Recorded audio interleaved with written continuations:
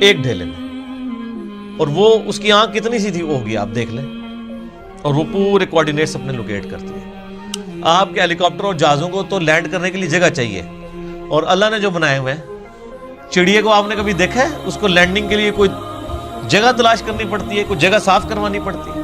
جدھر سے اٹھے جہاں مرضی جا کے لینڈ کر لیں۔ اور ہمارے جہازوں میں تو ہمیں فیول ڈالنا پڑتا ہے سر، چڑیا میں آپ کو نہیں فیول ڈالنا پڑتا، وہ خود اپنا فیول لیتی ہے۔ اور آج کل تو یہ سردیاں ہیں، آپ کو پتہ ہے آج کل وہ پرندے آئے ہوئے ہیں سائبیریا سے، ادھر 10,000 کلومیٹر کا سفر۔ کتنا سر؟ بوئنگ 747 میں ایک دفعہ ٹینکی فل کرے نا، وہ بھی 8,000 کلومیٹر اڑتا ہے انجنوں کے ساتھ۔ اور یہ نازک سا پرندہ جس کو آپ سرخاب کے پر سنا بھی ہوا ہے نا، سرخاب آپ دیکھ لیں کتنا سا، اتنا سا پرندہ ہوتا ہے اگر اس کو پر پھیلائے تو، اور وہ ان پروں میں وہ طاقت، بالکل نازک سے پر ہے سر، 10,000 کلومیٹر اڑ کے آتا ہے بغیر کھائے پیے جی، اسٹیشن کوئی نہیں۔ اور توکل دیکھیں، سمندر کے اوپر سے اڑ کے آتا ہے جہاں وہ لینڈ بھی نہیں کر سکتا، اور اس کو اپنے اللہ کے اوپر کتنا اعتماد ہے کہ یہاں پہنچتا ہے وہ بغیر کھائے پیے۔ اور وہ نیند کی کنڈیشن میں بھی، یعنی وہ جس کو پنجابی کہنا جاگو میٹی رہتا ہے، وہ اڑتا رہتا ہے، اس کے پر چلتے رہتے ہیں، وہ اپنی نیند بھی ہوا کے اندر پوری کرتا ہے۔ 10,000 کلومیٹر کا سفر کر کے آتے ہیں یہاں پہ، اور کیونکہ وہاں زیادہ سردی ہوتی ہے نا، یہ بھی ان کو پڑھایا ہوا ہے اللہ نے جناب کہ سردی زیادہ ہوگی، چلو سب کانٹیننٹ۔ پھر یہاں پہ ہمارے جو شکاری لوگ ہیں کچھ شکار کرتے ہیں، زیادہ تر تو وہ بچ جاتے ہیں، پھر وہ جب موسم جب صحیح ہوتا ہے وہ واپس بھی رشیا چلے جاتے ہیں۔ یہ سر میں صرف ایک سپیشیز کی بات کر رہا ہوں، تتلیاں ہیں وہ بھی ملینز کی تعداد میں۔ آپ اگر ایک یوٹیوب کے اوپر آپ یہ نیشنل جغرافی والوں کا پروگرام دیکھیں نا، میگا مائگریشنز کے نام سے بڑی بڑی جو یعنی ہجرتیں ہوتی ہیں جانوروں کی، کہاں سے کہاں تک جاتے ہیں، بندہ حیران ہو جائے۔ یہ ہاتھی جناب جو آپ کو بالکل سیدھا سا نظر آ رہا ہے، یہ صرف پاؤں مار کے نا زمین پہ 40 کلومیٹر دور کمیونیکیشن کر لیتا ہے دوسرے ہاتھی کے ساتھ کہ سر میں تھے جے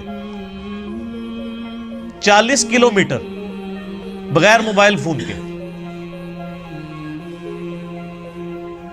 اور یہ جو عقاب ہے کئی کلومیٹر سے نا ایک کیڑا بھی زمین کے اوپر دیکھ لیتا ہے سر، اور وہ شکار کرتا ہے، اللہ نے اس کو سکھا دیا۔ پھر اب مچھلیوں کی طرف جائیں تو بندہ پریشان ہو جاتا ہے، کیا ایک یعنی گوشت کے ایک لوتھڑے کے اندر اللہ نے کیا ان کے اندر پوری چیزیں فٹ کر دی ہوئی ہیں۔ سمندر کے اندر کوئی مطلب انڈیکیٹرز تو نہیں لگے ہوئے کہ یہ مشرق ہے، یہ مغرب ہے، شمال ہے، جنوب ہے، ان کے دماغ میں کمپاس لگی ہوئی ہے۔ یہ سائمن مچھلیاں کہاں سے چلتی ہیں، کہاں تک واپس پہنچتی ہیں، کدھر کدھر سمندر میں ٹریول کرتی ہیں، اپوزٹلی پھر پہنچ بھی جاتی ہیں۔ اللہ تعالیٰ فرماتا ہے رزقا للعباد، یہ جو کھجوروں کا ذکر کیا یہ کھانے کے لیے رزق ہے، میرے بندوں کی روزی۔ اللہ اکبر۔ وَأَحْيَيْنَا بِهِ بَلْدَةً مَيْتًا، اور اس پانی کے ذریعے ہم مردہ زمین کو زندہ کر دیتے ہیں۔ كَذَلِكَ الْخُرُوجِ، تمہیں بھی اسی طریقے سے ہم نکال لیں گے۔ وہ جو سوال ہوا تھا نا جب ہم مر کے مٹی ہو جائیں گے اور ریزہ ریزہ ہو جائیں گے، ذَلِكَ رَجْعٌ بَعِيدٌ، یہ تو دور کی بات ہے، ہم زندہ ہوں گے۔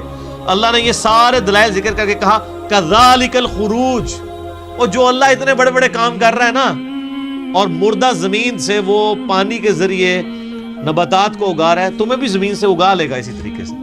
یہ ٹینشن نہ لو یہ اللہ کیسے کرے گا، اللہ کے لیے کوئی مسئلہ ہے؟ اللہ تعالیٰ اس سے زیادہ مشکل کام آلریڈی کر رہا ہے، اور جو تم دیکھ رہے ہو، دیکھ رہے نا سر، ہم نہیں دیکھتے ہیں جناب بارشوں کی وجہ سے زمین کے اندر سے نباتات اگتی ہے، دیکھ رہے ہیں نا، اور نہ بھی دیکھ رہے ہو یہ ہماری زندگی اس بات کا ثبوت ہے۔ آج اناج اگنا بند ہو جائے سارے مرے پڑے ہوں گے۔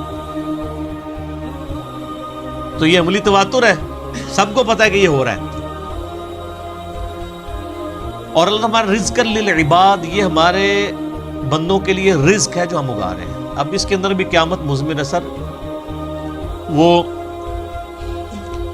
بیمار لوگ جب ڈاکٹروں کے پاس جاتے ہیں نا تو وہ ڈاکٹر کہتے ہیں اور ڈاکٹر صاحب اینے چاول کھاتے سن بس طبیعت خراب ہوگی۔ اب چاول تو منع تھے، تو جو سیانے ڈاکٹر ہوتے ہیں وہ کہتے ہیں جناب گولی بھی تو اینی جی ہوتی ہے نا، اتنی سی گولی بندے کو ٹھیک کر دیتی ہے اور زہر کی اتنی سی گولی بندے کو مار دیتی ہے، تو اتنے چاول تو بہت زیادہ ہوتے ہیں نا۔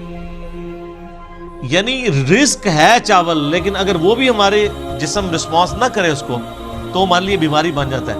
تو یہ زمین میں جتنی چیزیں ہم کھاتے پیتے ہیں اگر یہ کمپیٹیبل نہ ہو, اس کے لیے کمپیٹیبلٹی کا لفظ انگلش میں استعمال ہوتا ہے ہمارے جسم کے ساتھ, تو سر یہ تو ایک قطرہ ٹپکاتے ہی, یہ آم جو آپ چوس رہے ہیں آم کی ایک ڈراپ زبان پہ رکھتے ہی بندہ مر سکتا ہے اگر یہ ہمارے جسم کے ساتھ کمپیٹیبل نہ ہو. ایک قطرہ مارنے کے لیے کافی ہے.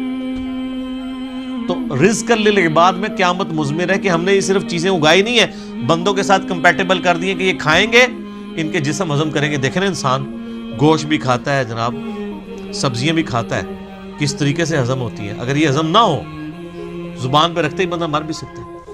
آپ ذرا شیر کے سامنے تازہ ترکاری لا کے رکھتے ہیں جناب اگا کے, وہ جناب اس کو سونگے گا بھی نہیں. کیوں؟ اس کو پتہ ہے میرا رزق نہیں ہے. اور بکری کے سامنے آپ لا کے بہترین جناب چھوٹے گوشت کا, یا چھوٹا گوشت تو چلو اسی کا ہوگا, وہ کہے گی یار میں نہیں کھاندی, غیبت ہی نہ ہو جائے, مردہ پائی کا گوشت. وہ دے سامنے جناب مچھلی لے آ کے رکھ دو, تسی موٹا گوشت لے آ کے رکھ دو, کھائے گی بکری؟ تو دیکھ لیں کمپیٹیبل. اور پھر جو اللہ نے دودھ بنا دیا ہے, اور سورۃ النحل میں اللہ تعالیٰ فرماتا ہے نا کہ گوشت اور گوبر کے اندر سے, خون اور گوبر کے اندر سے ہم تمہیں دودھ پلاتے ہیں. سر دودھ کی تو آپ کو امپورٹنس کا نہیں پتا, اس وقت جتنی انسانیت زندہ ہے دودھ کے اوپر ہے. دودھ ختم ہو جائے نا تو بچے بڑے ہی نہیں ہو سکتے. ابھی آپ روٹی کھا رہے ہیں نا, بچپن تو صاحب نے دودھ پیا ہوا ہے. انسانیت جو بڑی ہوئی ہے وہ کس کے اوپر ہوئی ہے؟ دودھ کے اوپر. اگر دودھ نہ ہو یا دودھ بھینسیں دینا یا گائے بند کر دے تو سر انسانیت نے کہاں سے بڑھا ہو؟ یہ آپ خشک بھی پیکٹوں کا دودھ بھی جو ہے وہ اسی سے بنایا جاتا ہے. افعینا بالخلق الاول, کیا ہم پہلی دفعہ بنا کر تھک گئے ہیں؟ ہائے ہائے, پہلی دفعہ کو کام کرنا جو ہے نا مشکل ہوتا ہے, دوبارہ تو بڑا آسان ہوتا ہے. یہ بھی قرآن پاک میں آیت آتی ہے کہ جس نے پہلی دفعہ پیدا کیا وہ دوبارہ بھی پیدا کر سکتے ہیں. تو اللہ تعالیٰ ہمارے کیا ہم پہلی دفعہ بنا کے تھک گئے؟ بل ہم فی لبس من خلق جدید, بلکہ اصل میں یہ دوبارہ پیدا ہونے کے بارے میں شک میں پڑ گئے. شک میں کیوں پڑے؟ سر اپنی مرضی کی زندگی گزارنا چاہتے ہیں نا, ورنہ کائنات کے اندر تو کتنے, میں نے فزیکل فینومینا آف نیچرز کا ذکر کیا ہے, وہ کافی ہے انسان کو خدا تک پہنچنے کی. اور میں ایک اکثر جملہ بولا کرتا ہوں, God is the only explanation of all the physical phenomena in this universe. اس کائنات میں ہونے والے ہر فزیکل فینومینا کی ایکسپلینیشن گاڈ ہے. سائنس ہمیں زیادہ سے زیادہ کہاں تک لے جائے گی؟ سائنس صرف ڈسکوری کرتی ہے سر. پہلے اگر انڈے کی وہ انہوں نے ڈسکوری کی کہ انڈے کے اندر چوزا بنتا ہے, اور اس کے بعد پھر ایک اور سٹیپ طے ہو گیا کہ اس میں کیمیکل ریئیکشنز کیا ہوتے ہیں. آپ جتنا مرضی کریں, آپ ڈسکوری سے ایک ایک سٹیپ اور طے کرتے جائیں گے, لیکن کریں گے ڈسکوری, انڈا کو بنا نہیں سکے گا, چوزا کو بنا نہیں سکے گا. اسی لیے بایولوجی کا یہ لا فائنل ہو چکا ہے کہ living things can never be created out of non living things. مرغی نہیں انڈا دینا ہے تو اس میں سے چوزا نکلنا ہے سر, انڈا کو بنا نہیں سکتا. اب وہ انڈا آپ چاہے چوزے کے نیچے رکھ دیں, چاہے آپ اس کو کسی مشین کے اندر رکھ دیں, یعنی وہ چوزا نکلنا ہے اس انڈے کو مرغی کے نیچے رکھنے سے یا مشین میں, لیکن وہ مرغی نہیں انڈا دینا,